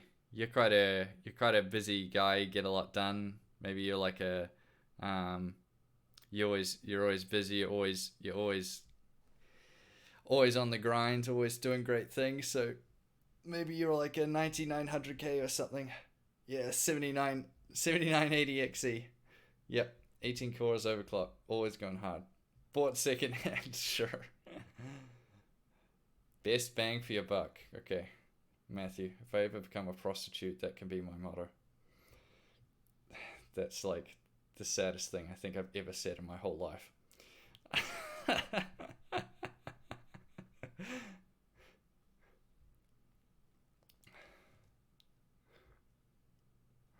Imagine if that's the way. Imagine if you put that on like your Tinder profile or something. I've been described as hey Anton, hey, thanks for the donation. Recently got a workstation PC with a 2950X in it. Awesome. For gaming. For it. Good for gaming. I should consider buying something else to play modern titles. Okay, so I mean, it's not like you can't game on it. But to be honest, it's not going to be ideal's maybe the wrong word. it's you could certainly game on it. I mean, I had a 1950X rig, and I was gaming on that just fine. Especially if you're going up. It depends what resolution you're gaming at as well. I mean, if that's a workstation PC, I'm assuming you're not using a 1080p monitor. I'm assuming you're either using an ultra wide, or using multiple monitors, or using a 4K display or something like that. I'm making that assumption, Anton. So that if that's the case, then if your GPU in that rig is powerful enough, then sure. And again, yeah, you can turn it off. You can turn uh, you can turn SMT off as well. That might help. Depends. Depends if the games. Some games have certain issues, but I would say that's it. That's kind of, I need a little bit more information, but that's kind of would be my advice. Do you guys check out Nvidia's new driver? They actually improved. Yeah, Coach. We spoke about that before. Yeah, it's actually quite a good where was that? This article. Yeah, we're showing that. Yeah, so if you guys are running an Nvidia graphics card, you definitely want to, and you play any of these games specifically, you definitely want to get it, especially if you play Apex Legends. I still have, I know the game, and I've seen people playing it. I haven't played it. Actually, I haven't played any of these games. Oh, I played Battlefield, yeah. But I haven't played the other ones. But consider as well, look at the Exchange Brigade and World War Z at 4K. So, I mean, not many people game at 4K. But the two first one, Apex Legends and Battlefield 5, I mean, those are good improvements. And most people game at 1080p, so you're really going to notice that. Yeah, multiple monitors, 1440p. Yeah, Anton, then you'll be fine. Get yourself a good, powerful, grunty GPU, and off you go. You should be just fine. Yeah. If the games are being a bit funny because of the CPU, just go into BIOS and just turn SMT off. Have a bit of a play around. I'm sure you know your stuff. You'll figure it out. But I doubt you'd have any issues. This news is true about the drivers overclocked. Yeah, it's true what they claim. Yeah, Steve was in here before and saying that the Apex Legends claims are correct, and I believe he said the Battlefield ones are correct too, and these other ones just are a few FPS jumps up. Or maybe he said Apex and Forza. Yeah, I think that's what he said. But anyway, the main one is the Apex Legends, because that's obviously a popular game, and being at 1080p, that's good as well. Yeah, and it's for the GTX. This is not just the RTX cards. Yeah, so this is good. I mean, I have the RTX 2080, so yeah, the non-super one, because I was silly enough to buy before Nvidia released the super, so guess that's on me. But I might be doing, depending on how my life goes, whether I stay in Taiwan or not. If I decide to leave Taiwan, then I will be doing, because I can't take my whole rig with me, it's just too much. I just take sort of specific parts. Then I will probably be make a new video doing a new build, a new personal rig build for myself, in which case I will just see what I end up going for. 2070s on Forza past the 5700 XT. Yeah. Did you notice that every game on the list is perfectly optimized? Nvidia only could do this on optimized games, but they made 30% performance boost on Metro. I think this was more like Nvidia was... These games just were not properly optimized for Nvidia beforehand, and now Nvidia's just been trying to catch up a little bit. So I think that's maybe the thing that's happened here. Anyways, guys, you got anything else? I had a question. Does the driver affect old GPUs? Yeah, we spoke about that. Yep. Yeah, if you guys anything else. Why are you asking me this, Brian? Have I tested the 20? Haha. No, I haven't tested any of those cards yet, Brian. Obviously, my timing of everything that's happened in my life has meant that I haven't been able to do reviews for a long time. Not that I don't like doing them, because obviously I love them, but it's just not been possible. If I could pick what would be in my personal rig right now, it would be the 2080 Super. I run a 4K display. I like gaming at 4K, so 2080 Super would be where it's at. But yeah, that's just me. 5700 had some weird ass driver problems. Yeah, I had heard about it.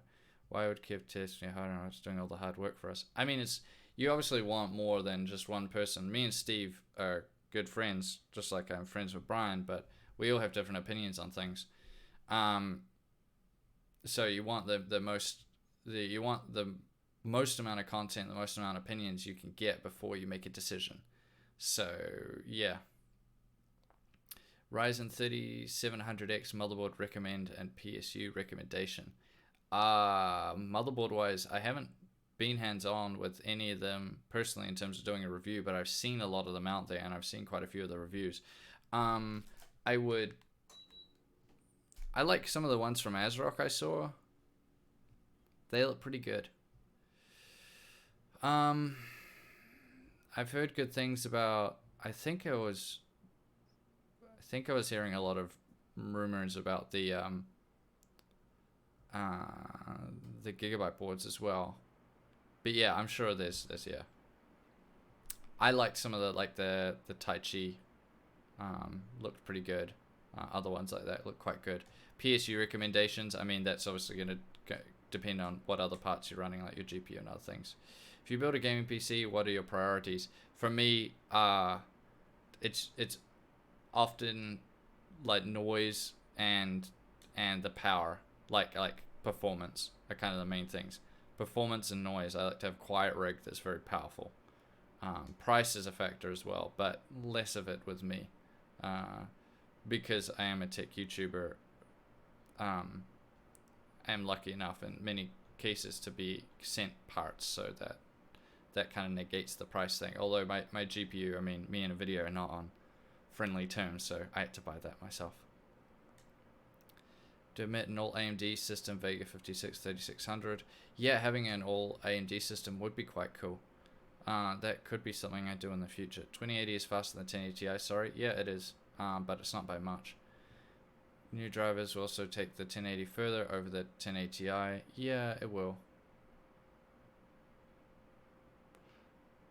Never had a Gigabyte motherboard. I've had Gigabyte motherboards, they've been fine.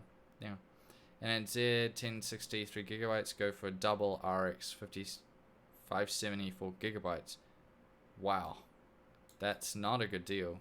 Yeah, definitely get the RX 570 if you can. If it's going to be half the price of a 1060 3GB. Wow.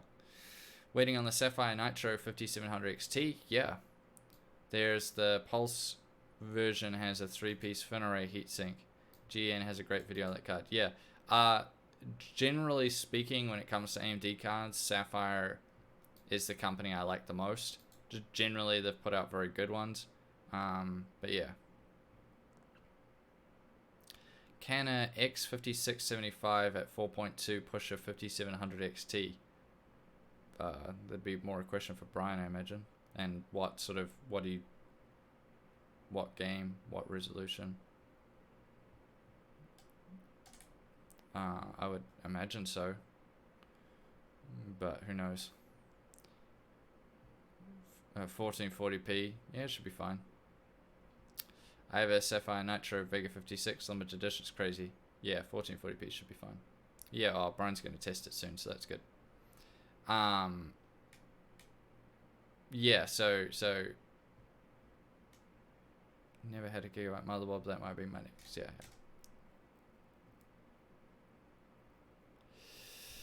Yeah, I had the I had the Red Devil briefly. I had the Red Devil Vega 56. That was an awesome card. Sapphire Nitro Vega 56 limited edition. That sounds like quite the cool card. Yeah, I mean, the best R9 290 I tested back when I was doing my entire series on the 290 was the Sapphire Vapor X. But the Power Color PCS Plus was also very good. And so that's why I got the Power Color Vega 56. They're generally all pretty good. Yeah. ROG Asus cards are so beast. Yeah. Finally had someone to talk to it at Asus. I've tried so many times, but yeah. I'm just not sure if 750 watts of power supply would be enough for my future users. 750 is quite a lot. Most people, I see, dude. Most people really overkill their power supplies. Like they go way, way higher than they need.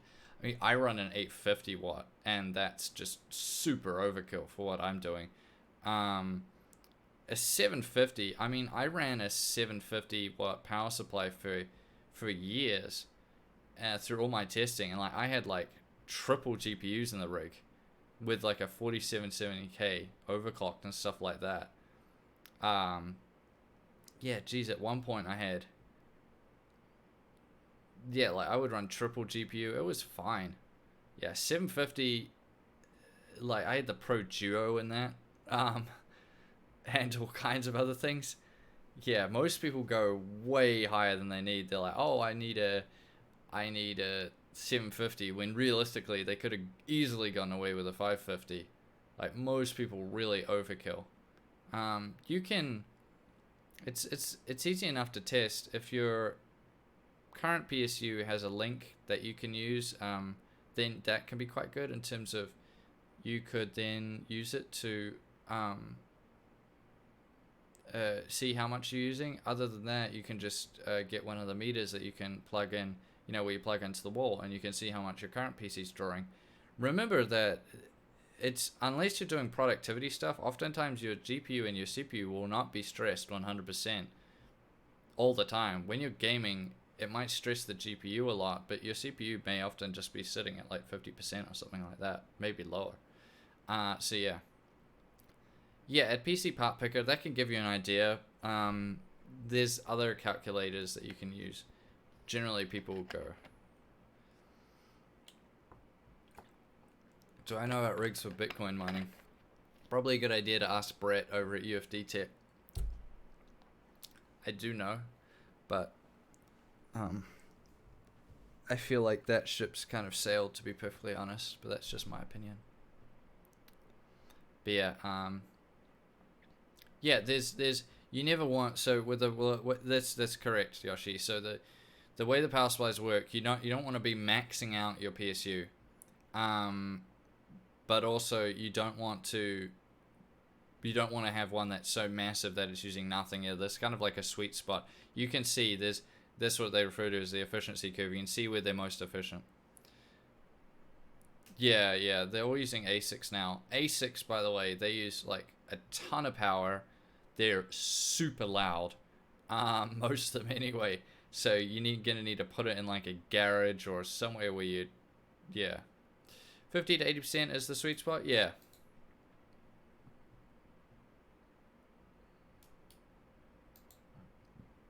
Oh, Brian. Oh wow, you're still running ASICs? Okay.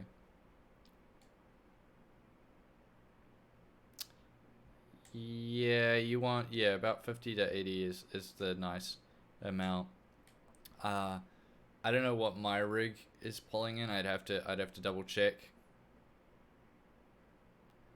Saw a video guy having it in the back of an 18-wheeler, the A6, so that's a bit of a hard case.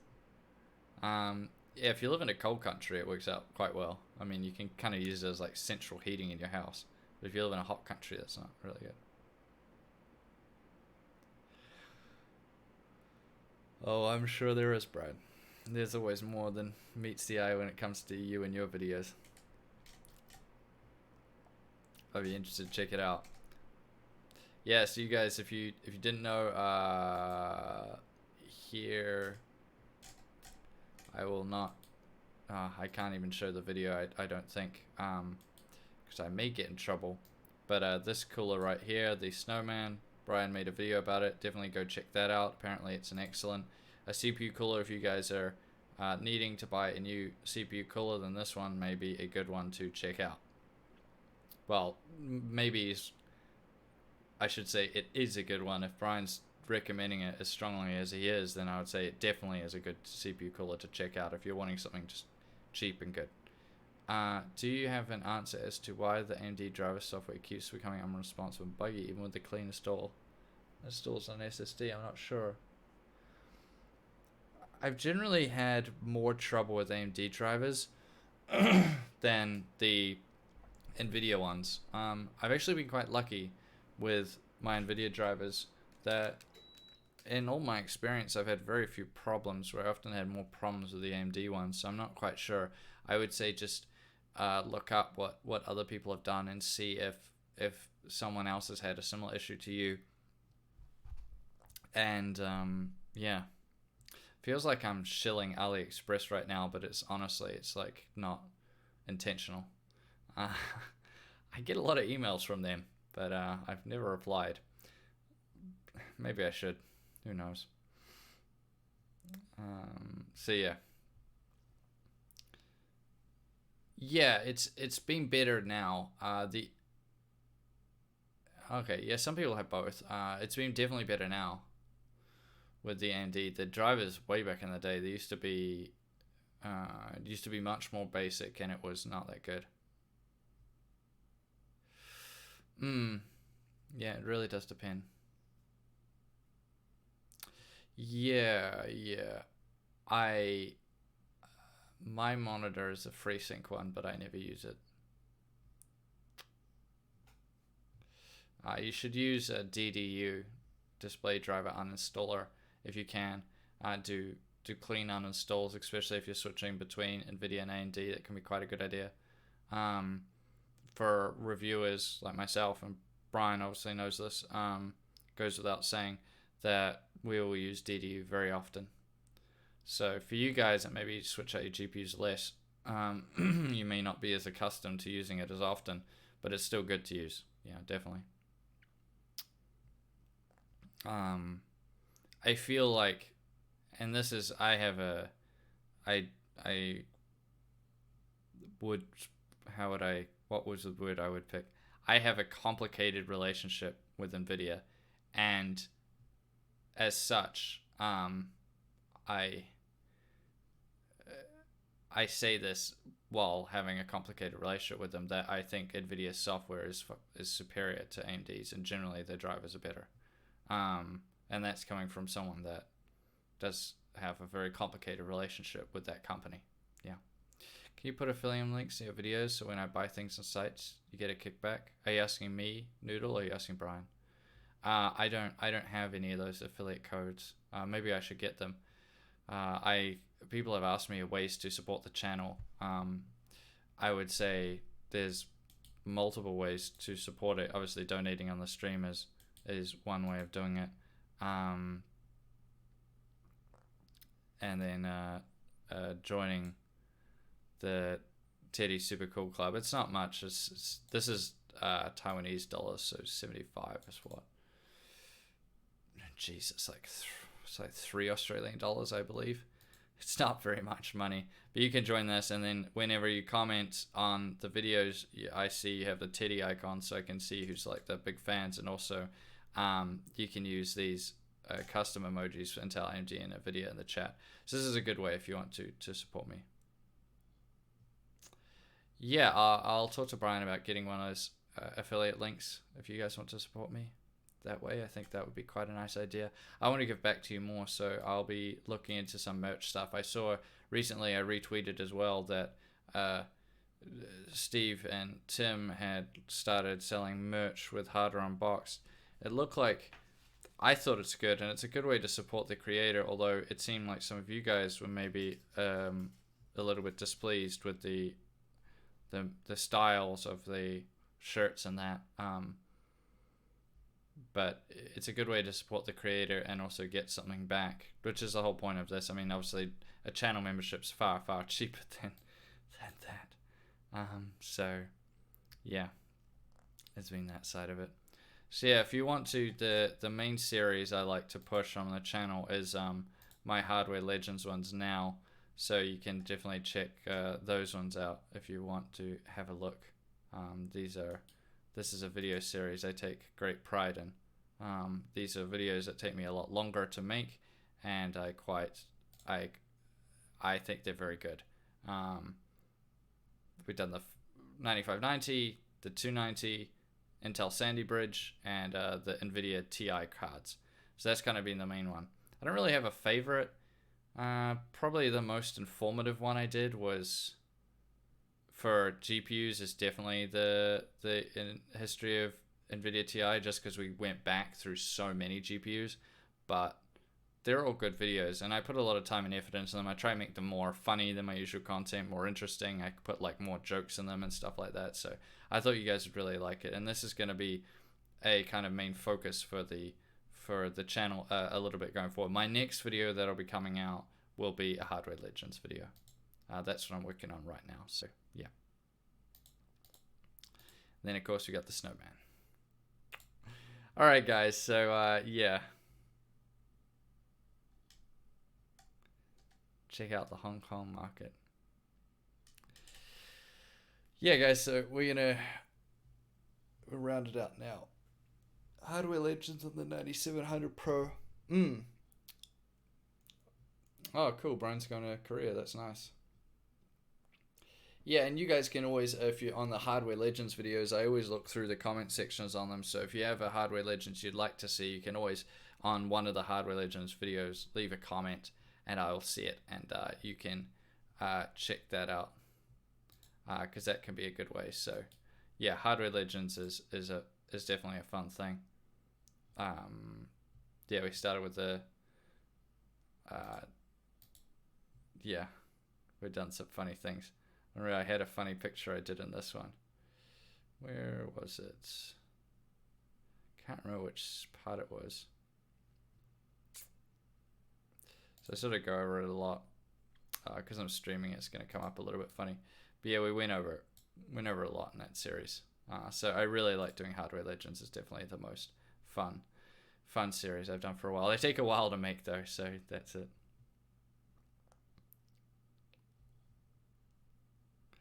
Nice, Brian. Do a North Korean parts hunt. I'd love to, Brian, but I'll just have to see. I'm still in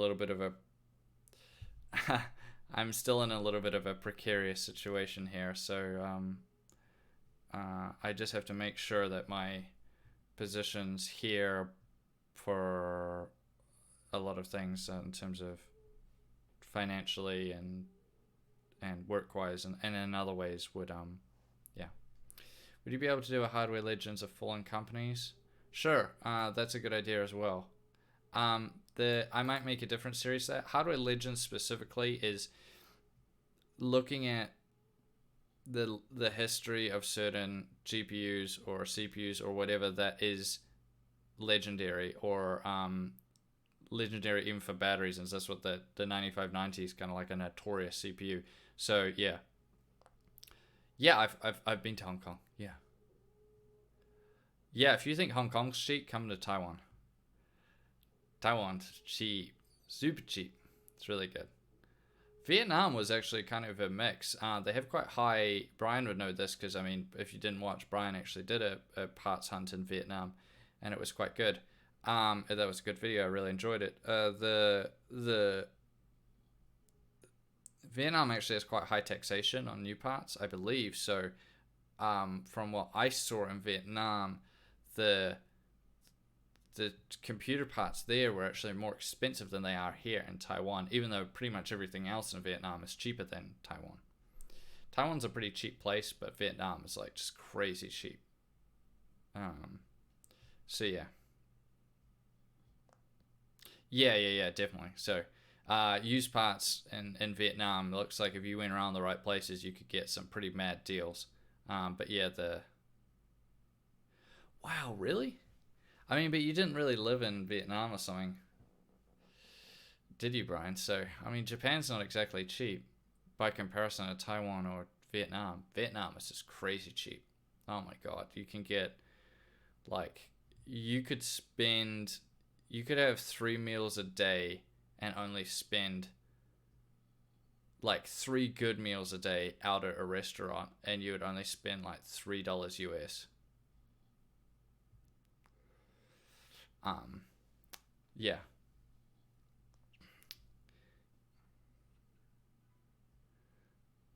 I can't read Japanese. Maybe Brian can. I can't. Can read a little bit of Chinese, but not Japanese. So yeah, there's certainly factors like that weigh into yeah. So we'll just have to see how things go. Anyways, guys.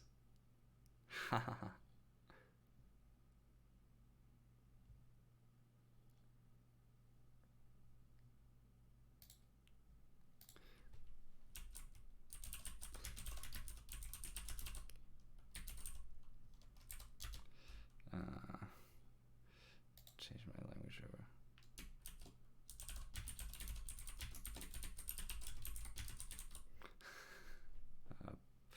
Wait,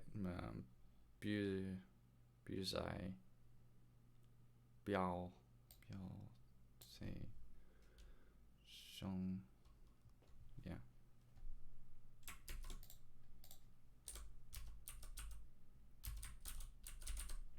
There you go.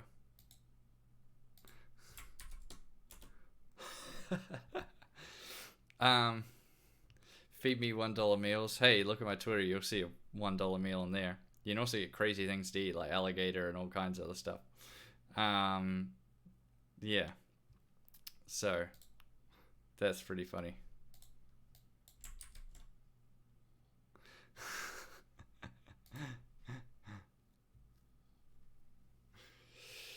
Yeah. Thanks, guys, for tuning in. Anyway, we'll round it out now. We hit the 2 hour mark, so that was cool. Yeah. Yeah.